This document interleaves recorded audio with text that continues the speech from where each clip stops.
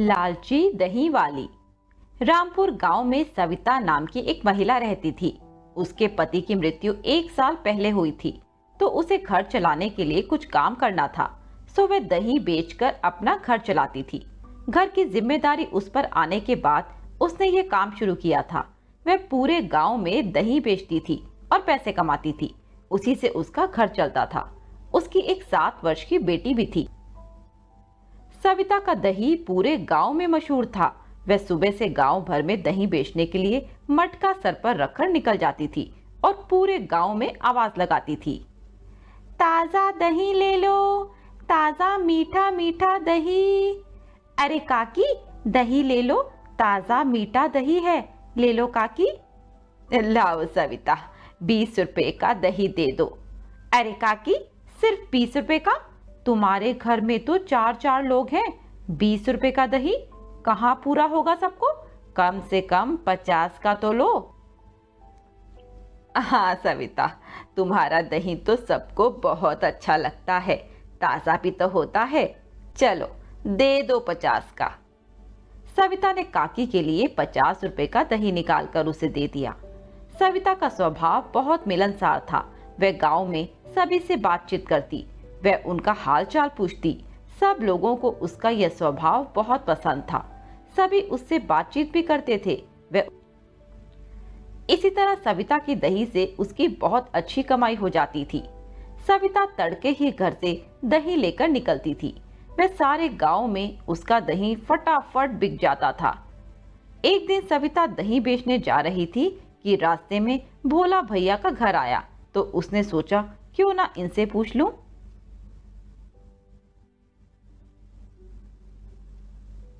भोला भैया, भोला भैया, बस थोड़ा सा दही बचा है, आप ले लो तो मैं खाली मटका लेकर अपने घर लौट जाऊं। हाँ हाँ, लाओ दे दो।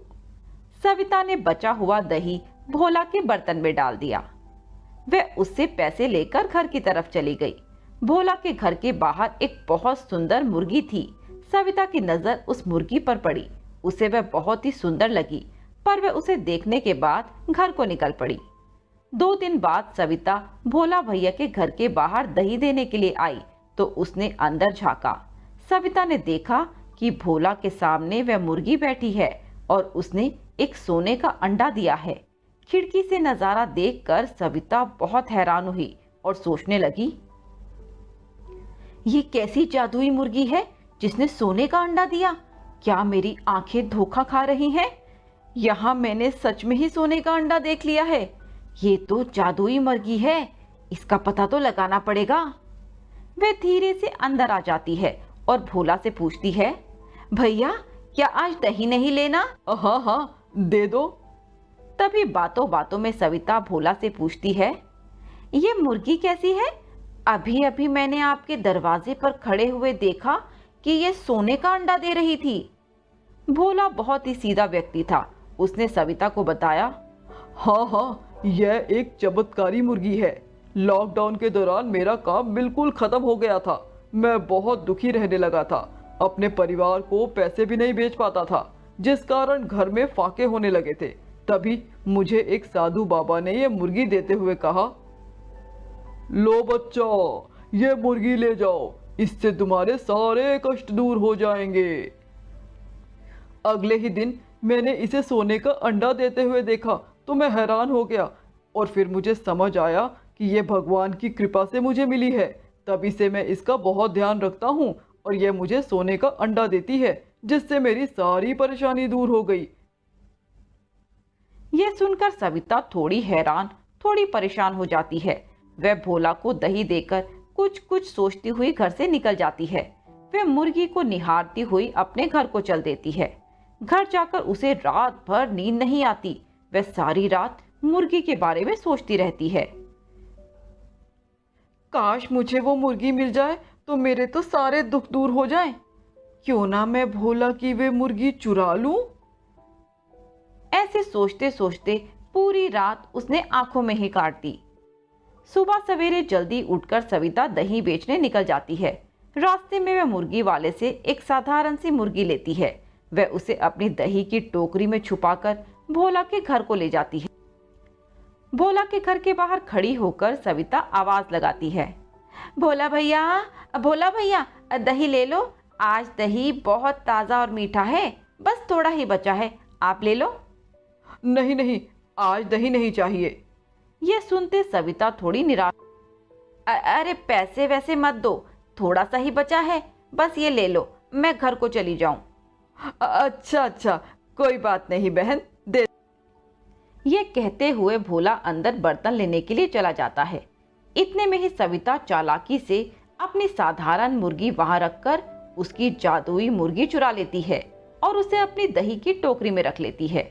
जैसे ही भोला बाहर आता है तो उसे दही पकड़ाकर वे फटाफट वहां से भाग जाती है। अरे बहन, पैसे तो लेती जाओ। पर सविता को वहां से भागने की जल्दी थी।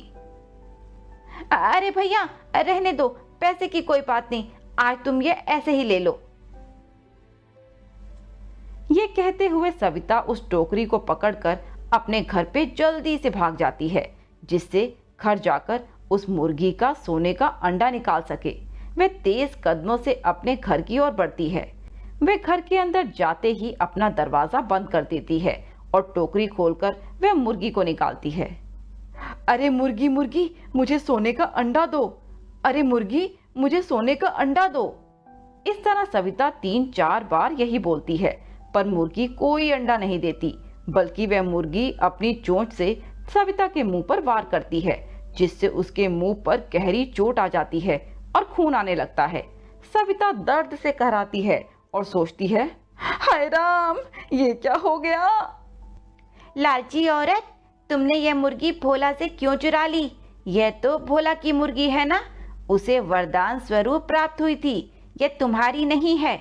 चोरी करना कितनी गलत बात है। तुमने अपने लालच में आकर दूसरे की चीज चुरा ली। इस तरह से कभी किसी का फायदा नहीं होता। यह जिसकी चीज है उसी को फायदा देगी। अब जल्दी से भोला को उसकी मुर्गी वापस कर आओ। यह सुनते ही सविता के होश उड़ जाते हैं। वे डर, अरे मुझे माफ कर दो, मुझसे बहुत बड़ी गलती हो गई जो मैंने उसकी मुर्गी चुराई। अब मुझे इसका फल भी मिल गया। अब मैं किस मुंह से उसके घर जाऊं? उधर भोला अगले दिन बदली हुई मुर्गी देखकर बहुत हैरान हो जाता है और सोचता है। काफी सोचने के बाद उसे याद आता है कि सविता ही दही देने आई थी।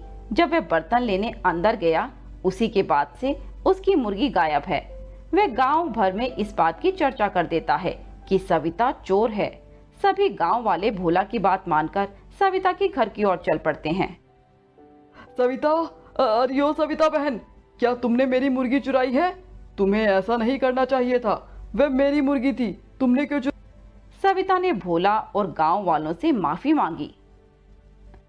तभी गांव की एक औरत कहती है, अब कोई तुमसे कभी दही नहीं लेगा। सविता बहुत रोती है, बहुत गिड़गिड़ाती है। अरे मेरा घर कैसे चलेगा? मेरी छोटी सी बच्ची है, मैं कैसे घर चलाऊंगी? कहाँ से खाना लाऊंगी? तभी गांव की एक औरत कहती है, ये तो चोरी करने से पहले सोचना चाहिए था। सविता, तुम्हारा अच्छा भला काम चल रहा था, पर लालच में आकर तुमने। अब कोई गांव वाला तुम्हारी कोई मदद नहीं करेगा, क्योंकि हमारे गांव में चोरों की कोई जगह नहीं है। चले जाओ इस गांव से। ये कहते हुए सभी गांव वाले और भोला वहां से चले जाते हैं। सविता रोती गिड़गिड़ाती रह जाती है, पर उसकी लालच का फल हमेशा बुरा होता है, जो कि सविता के साथ हुआ।